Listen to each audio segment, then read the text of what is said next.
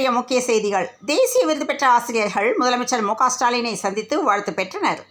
தொழிலதிபரிடம் ரூபாய் 50 கோடி கேட்டு மிரட்டியதாக மத்திய அமைச்சர் எஸ்.டி. குமாரசாமி மீது பெங்களூரு போலீசார் வழக்கு பதிவு செய்துள்ளனர்.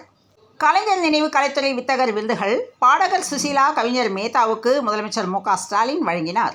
பிரதமர் நரேந்திர மோடி மற்றும் முதலமைச்சர் மு க ஸ்டாலினுக்கு நடிகர் ரஜினிகாந்த் நன்றி தெரிவித்துள்ளார். மெட்ரோ ரயில் திட்ட பணிகளுக்கு மத்திய அரசு குறைந்த தொகையை ஒதுக்கியுள்ளதாக செல்வ பெருந்தகை தெரிவித்துள்ளார்.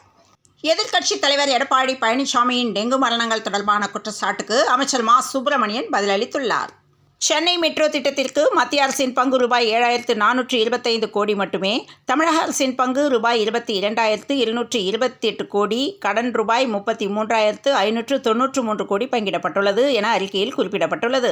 சென்னை மெட்ரோ ரயில் திட்டம் 2ஆம் கட்டத்திற்கு மத்திய அரசு நேற்று ஒப்புதல் அளித்த நிலையில் தவறான தகவலை பரப்பாதீர்கள் என தமிழ்நாடு அரசின் உண்மை சரிபார்ப்பு குழு விளக்கம் அளித்துள்ளது. தமிழகத்தில் வடகிழக்கு பருவமழை நெருங்கி வருவதால் சென்னை மாநகராட்சி சார்பில் பல்வேறு இடங்களில் முன்னெச்சரிக்கை நடவடிக்கை மேற்கொண்டு வருகிறது. இந்த நிலையில் அக்டோபர் 10ஆம் தேதிக்குள் அனைத்து கால்வாய்களும் தூர்வாரப்படும் என்று அமைச்சர் கே.என். நேரு தெரிவித்துள்ளார். இந்திய விமானப்படையின் 92வது ஆண்டு நிறைவை ஒட்டி வான்வெளி சாகச நிகழ்ச்சி வரும் 6ஆம் நாள் மெரினா கடற்கரையில் நடைபெறுகின்றது. சென்னையில் நடந்து முடிந்த இறுதிக்கட்ட வான்வெளி சாகச ஒத்திகையை பொதுமக்கள் கண்டு மகிழ்ந்தனர். நீர்வளத்துறை சார்பில் நிறைவேற்றப்பட்ட ரூபாய் 83 கோடியே 19 லட்சம் மதிப்பிலான திட்டப்பணிகள் முதலமைச்சர் திறந்து வைத்தார். ஹெச். வினோத் இயக்கத்தில் விஜய் நடிப்பில் உருவாக உள்ள தளபதி 69 படத்தின் பூஜை இன்று நடைபெற்றது. கட்சியின் முதல் மாநாடு, கடைசி படம் இரண்டும் ஒரே நாளில் நடந்த பூஜைகள் டபுள் குஷியில் விஜய் ரசிகர்கள். 500 மாணவர்களுக்கு கல்வி உதவி தொகையாக ரூபாய் 50 லட்சத்தை முதலமைச்சர் மு க ஸ்டாலின் வழங்கினார். மூத்த வழக்கறிஞர் பி. வில்சனிடம் கண்ணிய குறைவாக நடந்து கொண்ட நீதிபதி ஆர். சுப்பிரமணியனுக்கு கடும் எதிர்ப்பு எழுந்துள்ளது. 2026ஆம் ஆண்டு பாஜக தலைமையிலான ஆட்சி அமையும் போது திமுகவின் ஊழல் வெளியே கொண்டு வரப்படும் என்று எச். ராஜா தெரிவித்துள்ளார். கரூர் மாவட்டம் குளித்தலை ஒன்றியத்தில் புதிதாக திறந்து வைக்கப்பட்ட அங்கன்வாடி மையத்தில் எழுதப்பட்டுள்ள தமிழ் எழுத்துக்களை கண்டால் இது என்னடா தமிழுக்கு வந்த சோதனை என்று ஆதங்கப்பட வைக்கிறது. மின் வாரிய அலுவலகத்தில் நேரடியாக மின் கட்டணம் செலுத்த பொதுமக்களுக்கு புதிய நிபந்தனை விதித்து தமிழ்நாடு மின் வாரியம் அறிவித்துள்ளது. ரூபாய் 4000க்கும் அதிகமான மின் கட்டணத்தை மின்வாரிய அலுவலகத்தில் இனி நேரடியாக செலுத்த முடியாது என்றும், ரூபாய் 4000க்கும் அதிகமான மின் கட்டணத்தை ஆன்லைன் மூலமாக மட்டுமே செலுத்த முடியும் என்று அறிவிக்கப்பட்டுள்ளது. ஈரோடு மாநகர பகுதியில் நாளுக்கு நாள் போக்குவரத்து நெரிசல் ஏற்பட்டு வருகிற நிலையில் ஈரோடு பன்னீர்செல்வம் பார்க் முதல் அரசு ஆஸ்பத்திரி ரவுண்டானா வரை ஆக்கிரமிப்புகள் அகற்றப்பட்டன. மெரினாவில் விமானப்படையின் பிரம்மாண்ட ஒத்திகையை பொதுமக்கள் ரசித்து பார்த்தனர். சட்டவிரோத பண பரிமாற்ற வழக்கு காரணமாக செந்தில் பாலாஜி நீதிமன்றம் வருகை தந்துள்ளார். எச். வினோத் இயக்கத்தில் விஜய் நடிக்கும் தளபதி 69 திரைப்படத்தின் தொழில்நுட்ப குழுவினரை படக்குழு அறிவித்துள்ளது. கூலிப் விற்பனை செய்பவர்கள் மீது ஏன் குண்டாஸ் போடக்கூடாது என்று ஐகோர்ட் மதுரை கிளை கேள்வி எழுப்பியுள்ளது. வைகை நதியை சீரமைக்க நாள் ஒன்றுக்கு ரூபாய் 15,000 கேட்டு மிரட்டல் வருவதாக மதுரை ஆதீனம் நியூஸ் 7 தமிழுக்கு தகவல் தெரிவித்துள்ளார். தமிழக அரசு சொல்லிக்கொள்ளும் அளவுக்கு தொழில் முதலீடுகளை ஈர்த்திருந்தால் அது குறித்து வெள்ளை அறிக்கை வெளியிட வேண்டும். இல்லாவிட்டால் தொழில் முதலீட்டை ஈர்ப்பதில் படுதோல்வி அடைந்துவிட்டதை ஒப்புக்கொண்டு மக்களிடம் வருத்தம் தெரிவிக்க வேண்டும் என்று பாமக தலைவர் அன்புமணி ராமதாஸ் தெரிவித்துள்ளார்.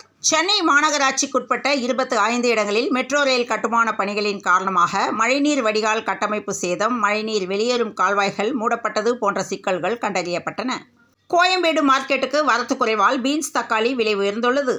2026 சட்டமன்ற தேர்தலுக்கு திமுக இப்போதே தயாராகி வருகிறது. அந்த தேர்தலில் 200 தொகுதிகளில் திமுக வெற்றி பெற்று மெஜாரிட்டி ஆட்சி அமைக்க திட்டமிட்டுள்ளது. இதற்கான வியூகம் துணை முதலமைச்சர் உதயநிதி ஸ்டாலின் வசம் ஒப்படைக்கப்பட்டுள்ளது. இதன் காரணமாக துணை முதலமைச்சர் உதயநிதி மாநிலம் முழுவதும் சுற்றுப்பயணம் மேற்கொள்ளவிருக்கிறார். அண்ணா அறிவாலயத்தில் திமுக ஒருங்கிணைப்பு குழு மீண்டும் நாளை கூடுகிறது. முதலமைச்சரின் தொடர் முயற்சிக்கு கிடைத்த வெற்றி என்று நிதி பெற்றதற்கு சிபிஐ மாநில செயலாளர் முத்தரசன் பாராட்டு தெரிவித்துள்ளார். நவீனமயமாகும் சென்னை வள்ளுவர் கோட்டம் லேசர் ஷோ காட்சிகளுக்கு திட்டமிடப்பட்டுள்ளதாக தகவல் வெளியாகியுள்ளன. ஆன்லைன் ரம்மியால் நிகழும் உயிரிழப்புகளை தமிழக அரசு வேடிக்கை பார்க்கப் போகிறதா என்று ராமதாஸ் கேள்வி எழுப்பியுள்ளார். தமிழக தலைமை தேர்தல் அதிகாரியாக உள்ள சத்யபிரதா சாகுவுக்கு மாநில அரசு பணியான கால்நடை பராமரிப்பு, பால்வளம் மற்றும் மீன்வளத்துறை செயலாளர் பொறுப்பு கூடுதலாக வழங்கப்பட்டு உள்ளது. இதைத் தொடர்ந்து புதிய தலைமை தேர்தல் அதிகாரி 3 பேர் பெயர் பட்டியல் தயாரிக்கப்பட்டுள்ளது. துவாக்குடி, திருச்சி, அரியமங்கலத்தில் ஜெய் அகோரா காளி கோவில் உள்ளது. நள்ளிரவில் அகோரிகள் இங்கு நவராத்திரிக்காக பூஜை நடத்தியுள்ளனர். ராமேஸ்வரம் எக்ஸ்பிரஸ் ரயிலில் திடீரென தீ விபத்து ஏற்பட்டதை அடுத்து பயணிகள் அதிர்ச்சி அடைந்துள்ளதாக தகவல் வெளியாகியுள்ளது.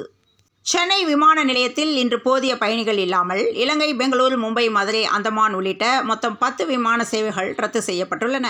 திருச்சியில் ஒரே நேரத்தில் 9 பள்ளிகள் மற்றும் 2 கல்லூரிகளுக்கு வெடிகுண்டு மிரட்டல் விடுக்கப்பட்டிருப்பது அதிர்ச்சியை ஏற்படுத்தியுள்ளது. இதையடுத்து போலீசார் விசாரணை மேற்கொண்டதில் வெறும் வதந்தி என்ற தகவல் தெரிய வந்துள்ளது. இந்த நிலையில் அந்த நபர் யார் என்று போலீசார் விசாரணை மேற்கொள்ளவிருக்கின்றனர். தமிழ்நாட்டில் அதிகரித்து வரும் டெங்கு, சிக்கன் குனியா, மலேரியா, ஃப்ளூ போன்ற விஷ காய்ச்சல்களை கட்டுப்படுத்த அரசு முன்னெச்சரிக்கை நடவடிக்கைகளை மேற்கொள்ள எதிர்க்கட்சித் தலைவர் எடப்பாடி பழனிசாமி வலியுறுத்தியுள்ளார். நீலகிரி மாவட்டம் ஊட்டி அருகே முள்ளிக்கொரை பகுதியில் தனியார் அறக்கட்டளை சார்பில் ஆதரவற்றோர் காப்பகம் செயல்பட்டு வருகிறது. இங்கு ஆதரவற்றவர்கள், குடும்பத்தால் கைவிடப்பட்டவர்கள் என 54 ஆண்கள், 33 பெண்கள் உள்ளனர். இந்த ஊட்டி ஆதரவற்றோர் காப்பகத்தை நகராட்சியிடம் ஒப்படைக்கப்பட்டுள்ளது. பேருக்கு அரசியலுக்கு வந்த கட்சி அல்ல என்று புரிய வைப்போம் என்று தமிழக வெற்றிக்கழக மாநாட்டை ஒட்டி விஜய் கடிதம் அனுப்பியுள்ளார். மெட்ரோ ரயில் திட்டத்துக்கு நிதி ஒதுக்கிய மத்திய அரசுக்கு ஜி.கே. வாசன் பாராட்டு தெரிவித்துள்ளார். நடிகை சமந்தா விவாகரத்தில் கே.டி. ராமாராவை தொடர்புபடுத்தி காங்கிரஸ் அமைச்சர் சர்ச்சை கருத்தை தெரிவித்திருந்த நிலையில், அமைச்சர் மாதிரி பேசு, அரக்கி மாதிரி பேசாதே என சமந்தாவின் முன்னாள் மாமியார் அமலா அக்கினேனி விளாசியுள்ளார். சனாதனம் குறித்து பேசிய பவன் கல்யாண் மறைமுகமாக உதயநிதி ஸ்டாலினை விமர்சித்ததாக கூறப்படுவது சர்ச்சையை ஏற்படுத்தியுள்ளது.